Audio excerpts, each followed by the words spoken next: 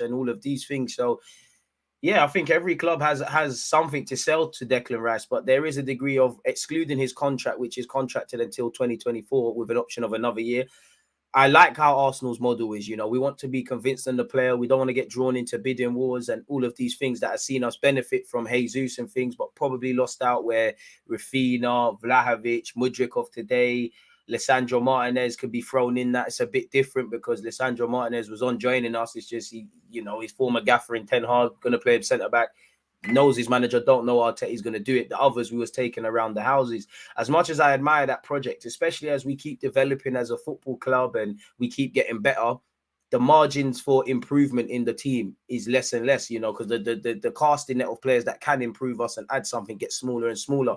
And when you start to get into this scenario where you need a couple of players that have that bit of stardust, where allegedly Mudryk's concerned, Rafinha at the time, João Felix, I'm not criticizing any of this, Vlahovic, potentially even Raheem Sterling, who we've got interest in several. There is an element of, although I like what Arsenal do, I like our approach, I'm not saying overpay for the sake of it, but you do have to overpay. You do have to get put into bidding wars and you do have to do these sort of things. So we're going to get into that scenario. And this is why, for me, why we need to get better at selling players long-term, really, because who knows, again, it's probably naive to expect Martinelli, Saka, all of these guys to stay here their whole careers. But if we tie down their contracts, we get better at selling players.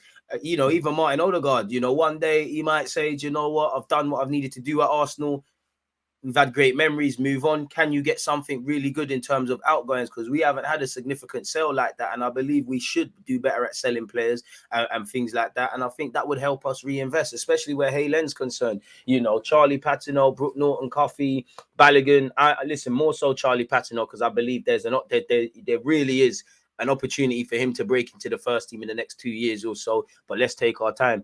If these guys don't hit the levels, then there's no shame in that. Can you sell them? Can you get decent money? And even that, difficult decisions have to be made, like we've seen with Sir Alex Ferguson, with Pep Guardiola, with Jose, with Wenger, with all these guys. Sometimes you have to sell players where, to us as fans, it looks absolutely silly to do that. Sometimes you need to replace players, whether selling them or bringing in players, before you need to, really. And you have to make harsh decisions. Again, just to paint some examples, I don't know, Granit Xhaka's a phenomenal player for Arsenal Football Club and he's doing the business, and it'd be harsh to rub him out, but there might be a scenario where there's a better sentiment that can do what he does to a better level. Bring him in. The same goes for Partey. The same even goes for the Smith Rowe, Sakas, Martinellis, etc., etc. People like Eddie and Nketiah keep developing, doing your thing, but they might only get to a certain point. And again, this is just examples where, maybe selling you, we get someone better and we keep it moving. That's the harsh reality of football, people.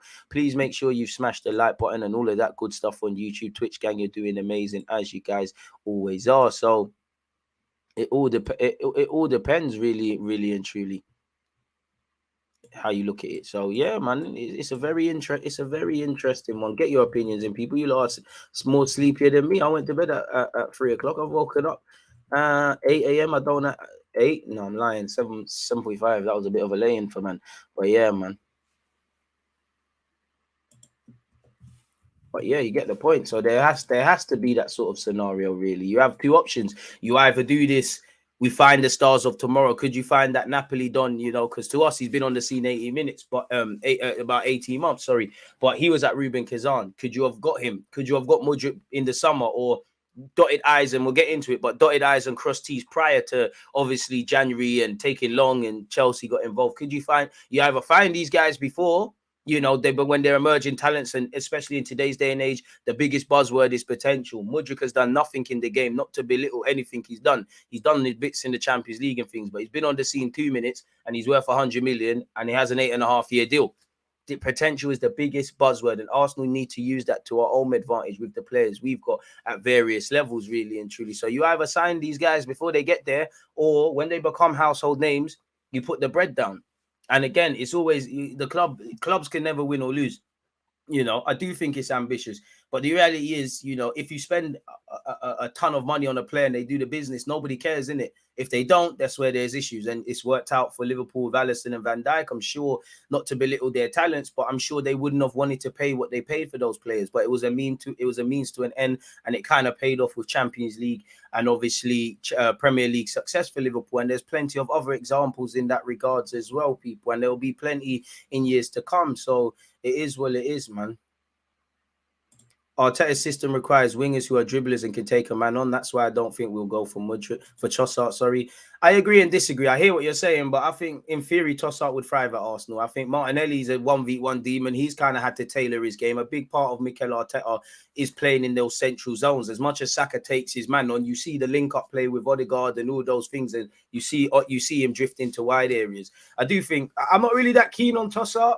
I don't know why. Maybe it's because obviously after the name, maybe it's a bit of being a bit snooty and stuff. But after being linked with the potential of Mudryk and all these guys, Trossard is looking a bit But saying that, sometimes you might have to do that. He's Premier League proven. He's a very, he's a dangerous player on his day. Arsenal, Liverpool, Chelsea fans could tell you for free about the smoke he brings.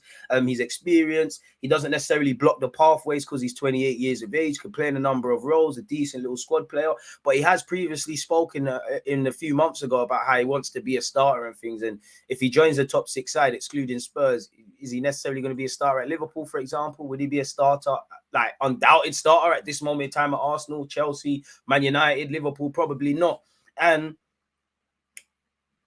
I mean, Arsenal have been interested with Trossard, so we have to know about his mentality. But we know Arteta, he's onto you about your behavior, innit? And like you all saw in the last couple of days, Trossard's kind of been alienated from Brighton because of his attitude in training. Maybe he's trying to force a move in January. That's a means to an end. Things are happening, but I'm not too sure Arteta would be convinced necessarily by that. So it just looks a bit mad, man. Yo, DG, the volume ain't working on YouTube. I'm going to Twitch now. Is that? Can everyone on YouTube hear me properly, or is that an isolated incident? Been a while, Chris. Shout out to you. Nico Williams, I like him, but it's one of them where I'm not 100%. When I say 100% convinced on players, it don't mean I don't think you're a good player.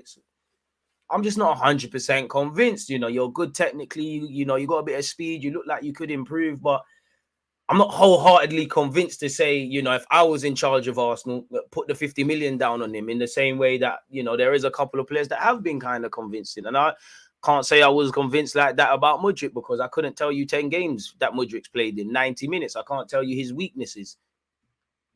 Everyone became an expert on Ukrainian football, primarily Arsenal fans, and now Chelsea fans, all going to become experts on Mudryk and all these things. But he's played 44 games. Diaby would be good.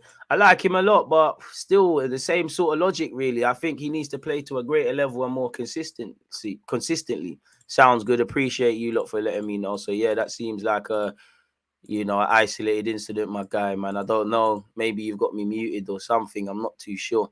Shout yourself, File. Not that keen on Trossard. I think as a team, we have grown past that level of player. I hear that. What now? The Arsenal hierarchy getting desperate and now going for leftovers. There had to be contingency plans, bro. We need to get back to those David Dean silent signings like Fabio Vieira. But football, how much things are kept secret in football? Obviously, you do get them incidences, but everything's kind of known. And I hear you though. We've kind of showed our hand, and not even just in relation to Mudryk. We was committed to spending, let's just call it 70 million quid on someone who's played 44 appearances. So if you're going for Diaby, if you're going for Rafinha, if you're going for Pedro Neto, if you're going for Yeremy Pino, if you're going for Ferran Torres and all these guys, I'm not here to say anyone's better or not. Naturally, if Arsenal came to you and you lot was in their positions, the selling club, you're going to say, hang on a minute, you lot had this much for that much. What's going on? Arsenal can point towards Liverpool's deal for Cody Gakpo all they want. Potential is the buzzword in football. People know English clubs got money to spend in it. And I don't think the club can win because you spend big money. The same people saying you're not spending, you sign a player and he doesn't hit it off straight away. Oh, you panicked. You don't sign anyone, then you will know the issues that could come with that. But I mean, it is what it is. 100 million for 44 games. Shout out Pennsylvania, people.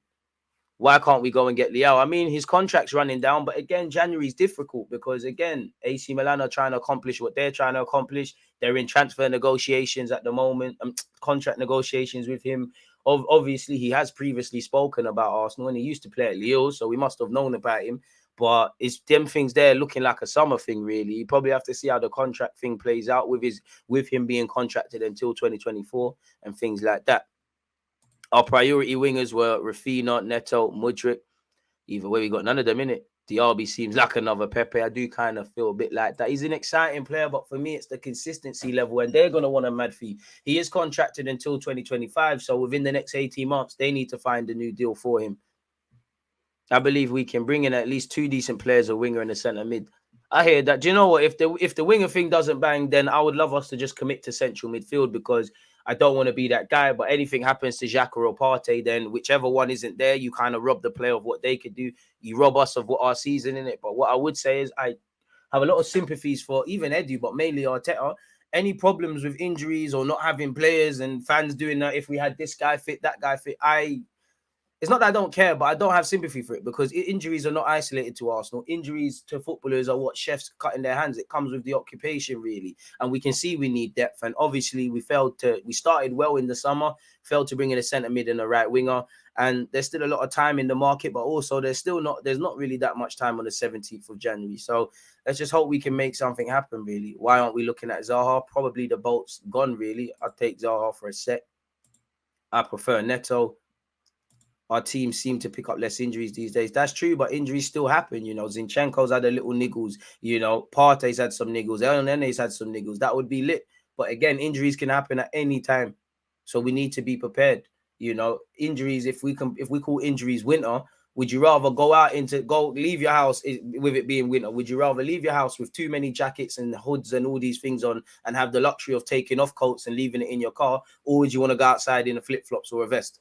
Where if the temperature is cool, you can hold it up. Maybe if you jog around, but if the temperature drops a little bit, it's gonna be cold out here. Don't want Zaha. Zaha ship sailed years ago. Long time ago, better yet. We're in a weird place where we haven't won anything to draw the top players. At the same time, we know we're too good to just sign second-rate players. I somewhat agree with that. We need to go for Kudus from Ajax and Kone from Gladbach, or Kesse from Barca. Kesse from Barca, I'd leave him alone, even though he's a good player. Kone is welcome, and as is Mohamed Kudus. Different roles, but yeah, man, they're welcome without a doubt, man. But yeah, we're just going to have to make things happen. Shout out the Twitch ones. That's Matoma then. I mean, Matoma, he looks decent and he's savage in everything, but he seems like everyone that they want. Good comparison. He seems like the guy. I mean, I do like him, but people talk like he's 17 years of age. The man's 25, in which it could be helpful. Smash the like button. There's 44 likes and there's over 100 of you tuned in. What's going on there, folks? So we'll have to see, man. With that being said, let's crack on with some of this transfer news. Before that, we can't do any of that unless I can make timestamps. So before that, sorry folks, technical difficulties. We got to go over to the good old Google Docs sheet. Where should we have it from? Let's say 13. Is Arteta forgetting we have cup games, Europa games, and some would say going for a title, we need 3 players minimum this window. I don't think Arteta is forgetting anything. I mean, several times the man sits there and goes, we need players. We want to maximize the window. It's true, we're looking for one. Gabriel Jesus is the only striker. You know, he says all of these things, but that's not his remit. Arteta's job, in my opinion, he's done that. I'm not criticizing anyone. I'm not saying Edu was right or wrong to not commit to Mudryk, but fundamentally, my problem is it never happened, didn't it? What are we doing past that? You know, I know that the window is difficult to do business. Ideally, you wouldn't want to sign anyone in Jan because we'd have enough cover. And ideally, you want to get them in early. But that's not Arteta's remit. Arteta, at most, when it comes to players coming into this club, is to tell them the project, to convince them if they need that to join, and how they would improve and how they tie in individually and collectively. Dotting I's, crossing T's, getting the deals done. That is with Edu and his team. Like for Mudryk, fundamentally, he didn't do it. In the same way, if Arsenal, considering what we're doing right now, if you don't get Champions League minimum, or some would say, you know, maintain where we are in the title challenge, it's not that people are going to get onto Mikel Arteta, allegedly, I don't check the league table. It's not that people are not going to get onto Arteta, but you're going to ask questions. What happened here? What happened there? The short of it is you was one place and you're not. Edu, maybe you did something wrong. Maybe you didn't. We're not privy to all the details. Maybe Arsenal's pursuit of Mudryk was never as close as we're alleged to believe, but fundamentally, you ain't got someone in. If we're playing Newcastle, like we needed someone to come off that bench and try, you know, fresh legs and stuff, you can't go fail transfer targets. Just like last year, while I admire not signing players for no reason and obviously was taken around the house with Vlahovic, you can't go save wages, come off the bench. Reality. You know, if you play good for 90, in football's a 90-minute game. If, I don't know, William Saliba plays well for 89 minutes, he makes a mistake in the 90th and it costs the team or anyone else, you're going to focus on that and say, yeah, you played well, but fundamentally you cost us points. So Edu needs to pull it out. And obviously he's a sporting director. All I hope is that Edu's got enough contacts to leverage. He's working in the back burners. His team is as good as him, because it's not just Edu doing all of that, but things need to happen. And as much as I feel when everyone's fit, we have got some okay depth. We're evidently weak in an attacking option. Evidently, we're weak in an attacking option. You know, really, you know, again, against Newcastle, I didn't agree with necessarily bringing on Fabio Vieira to change things, but we didn't have that. We would, you know, I think 4 signings that wouldn't happen in January. 4 signings would do us the world of good, people. You know, again, in an ideal world, just this January, you know, ideally, I would have loved it, because, again, allegedly, we tried to get João Felix and Mudryk. So I have to assume Arteta wants 2 more attacking players. So I would say maybe a striker / winger. I would say at a minimum, a winger / centre mid with whatever's happening. I would say minimum a central midfielder. In an ideal world, I think I would get a striker with a different profile, a winger that brings something a bit different, a centre middle too, definitely another centre back, and I'd keep an eye open to right back, man. Balogun should join the club. He can do better than Nketiah. I mean, he technically does play for Arsenal, and maybe he could. And all he needs to do is keep developing. He's hit his goals for the season. He said he wanted to get 10 goals in the French top division. He's done that. Keep doing what you're doing. Come back to Arsenal Football Club with more confidence. Show Arteta what you can do in pre-season, because there is scope for you, as you've seen with injuries. Really, you know, football fans do this little thing like, oh, we can't have Odegaard because we got Smith Rowe. We can't bring a winger in. What about Saka and Martinelli? And then these same people cry about these players needing rests. It don't really make sense. So, as I've said previously, I think everything should be open where Balogun's concerned, to leaving permanently, to going back on loan, or being brought back in. I do think fundamentally, with him being contracted until 2025, though, we need to start looking at bringing him a new deal. I don't want Rafinha in Arsenal. We have our main man there in his position that's better. Oh, yeah, but we need depth. Balogun is another Atpom. Hey, respect Atpom. He's currently the Championship's top goal scorer, lad. And if these guys come through Haaland and they bust through into the first team, great. But, you know, some people have to be sold on. Maybe at a point we could have got decent money for Reece Nelson, definitely Ainsley Maitland-Niles. One day, you know, we might get to a point where we need a bit more from a striker, nothing to do with Eddie Nketiah, and he's developed to a point where he brings in a significant sum. Knowing Arsenal, I was hoping for at least one. We never do business in Jan, and when we did in the past, we've won leagues doing so. To be fair, we did bring in an Arshavin and Aubameyang. I swear it's like fans hate depth at Arsenal sometimes. They don't understand football more time. Rafinha isn't worth the 100 million, if that's even true, and he don't seem interested to play for Arsenal at all. I think we should be making a move for Kudus. He can cover in at least 3 positions, then make an offer for another midfielder that would deputise if Partey is injured. I hear that, Graham. Arsenal have one weakness. We don't have a super sub. We need players. Saying that as well, though, you know, Smith Rowe's back. Would you push for the Europa League as well, deluded, or focus on the league? But I'm not being funny, but sitting there and again, plans change, variables shift, and all of these things happen in a season. I very much doubt Leicester was sat there when they won the league title, when they won the league title, in August, and said we're going to win the league. So variables, things shift in it, really and truly. You know, Liverpool probably were trying to go for the league. Their thing is now just qualifying for the Champions League. So things change. What I would say is that in August, the plan was Champions League football via the domestic campaign. And obviously, Europa League gives you that, as well as winning the Europa League trophy. We're in a unique position, but you need to go for both. There's no either or. Again, long term, if Arsenal get to where we want it to be, you need to be doing what City and Liverpool were doing, like competing for all trophies and things. Just the other day, Liverpool were talking about winning every damn trophy. Fortunately for us, it didn't work out. I don't think we can have that luxury of focusing on just the league or the Europa League. You need to go for both, because if by God's grace we're in the Champions League next season, man can't sit there and say that. This is why we need depth. You need to go as far as you can in the Europa League. Things can change, you know. While the league looks rosy, 3 defeats or losing points and things start changing, really, because there will be an element of us hitting a kind of brick wall in this season for as good as we've been. So you need to go for both. Last time I checked, the Gaffer ain't won a European trophy. These players at Arsenal ain't won a European trophy, as well as a league table. You need to go for all of them. Simple as that, really. We've got the luxury of going through and skipping out around, unlike Man United in the Europa League. You need to go for both. Finish as high as you can in the league, go as far as you can in the Europa League. And obviously, as an Arsenal fan, after that would probably be the FA Cup, which obviously we won it during COVID times, which put a bit of a dampener for the fans. But ever since we won it, big up Arteta, I think we've just been disgracing ourselves in that competition, if I'm honest with you. So we need to get back. Although saying that, you know, You know who we got in the next round, so it could all be mad, really and truly. So we're just gonna have to get on with it. Literally just gonna have to get on with it, man.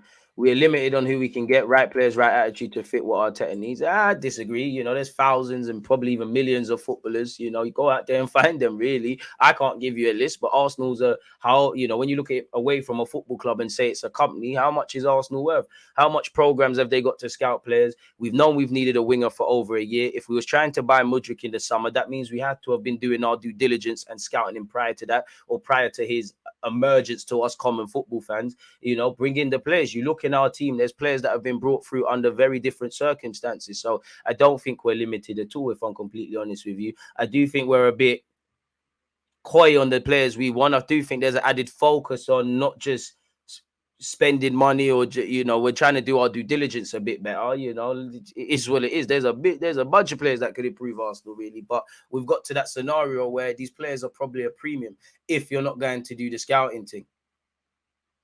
And as I said, finding that Napoli guy before he joins Napoli, getting Mudryk before he kind of has this emergence and all of these things.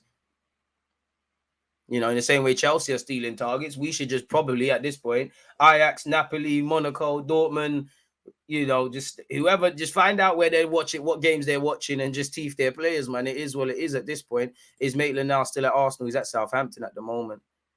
And Nketiah is solid, should target Matoma, class player. But again, Brighton probably know they're going to lose McAllister. They've just lost Bissouma, Ben White just before that. They could lose Calcedo in this window. Are they really going to they're probably going to lose Trossard. There's a good chance they lose Trossard in Jan. McAllister, it seems like a summer move. If anything, things can change. Matoma's just got his feet under the door, to my knowledge. If he's been if he's been there for time and this is his emergence, then fair enough. But they're in no rush to sell him, rightly so. And Brighton have shown they're difficult to do business. We had to pay it's worked out, but we had to pay a premium for Benjamin White. He had one Premier League season to his name when we bought him. But saying that, I'm looking at Matoma, contracted until 2025. What a fair play. He's been there since 2021.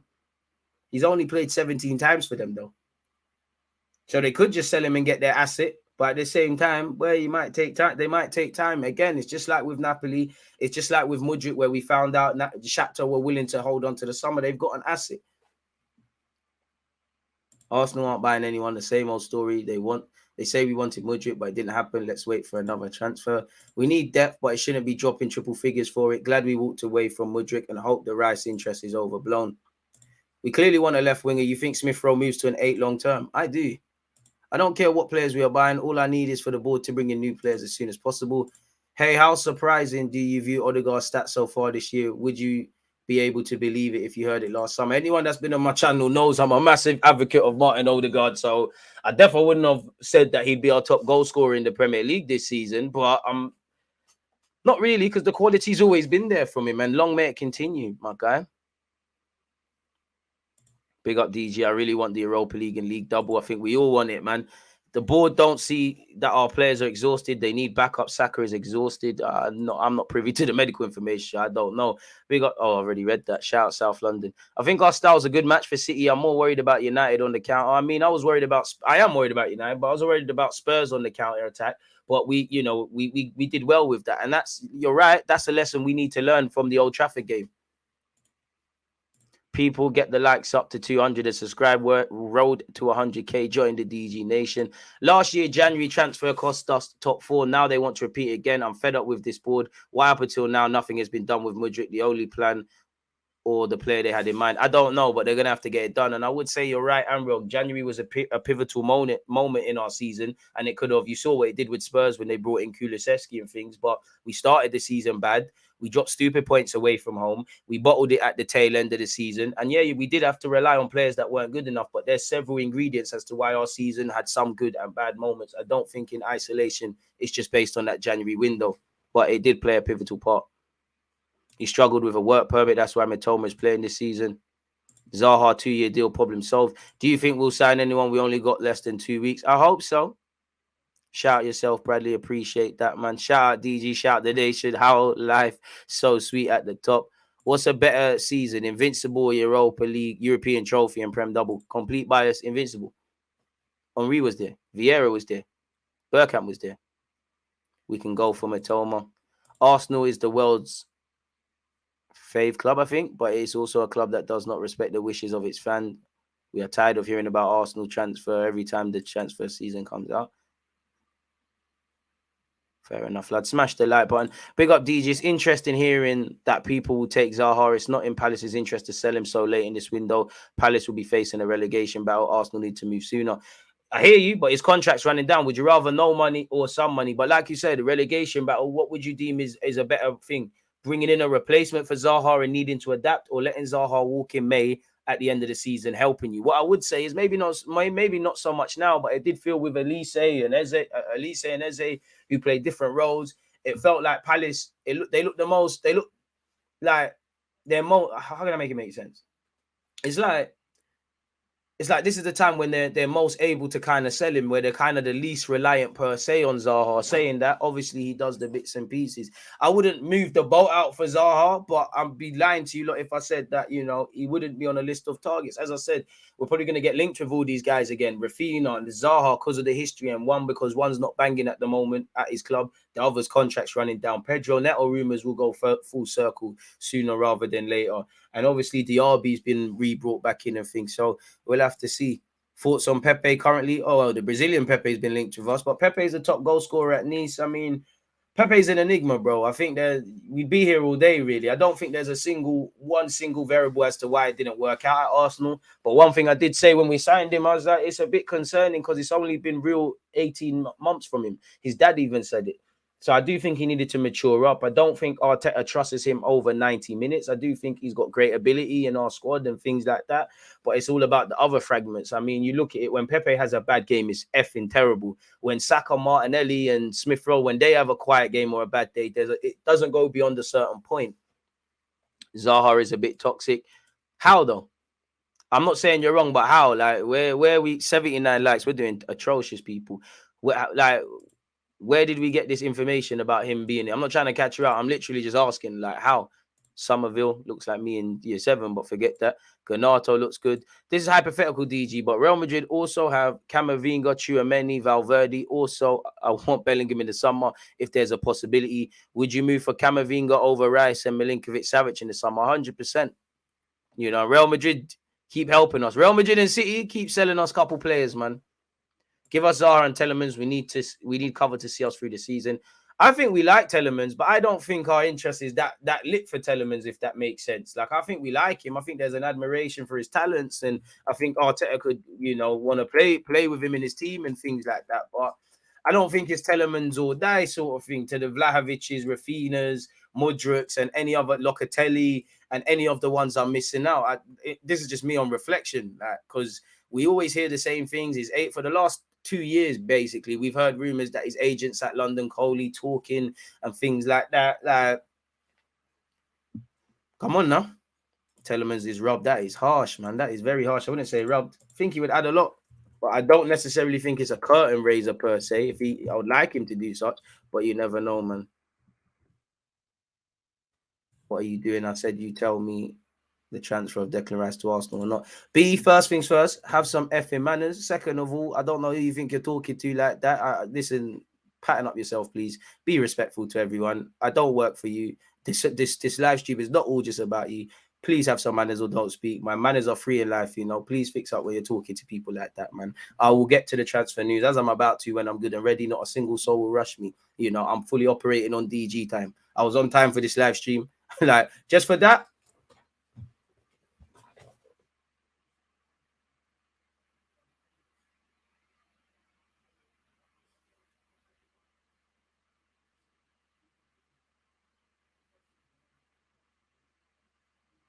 back we go. You know, I feel like a teacher. Smash the like button, people. On a serious note, though, let's get into it, man. B, just calm down, man. Calm down. Love Zaha, but his on-pitch complaining is a bit too much sometimes. Still want it, bro. I want that, bro. He's got a positive chip on his shoulder. I'm here for it, man. One thing I like about Arsenal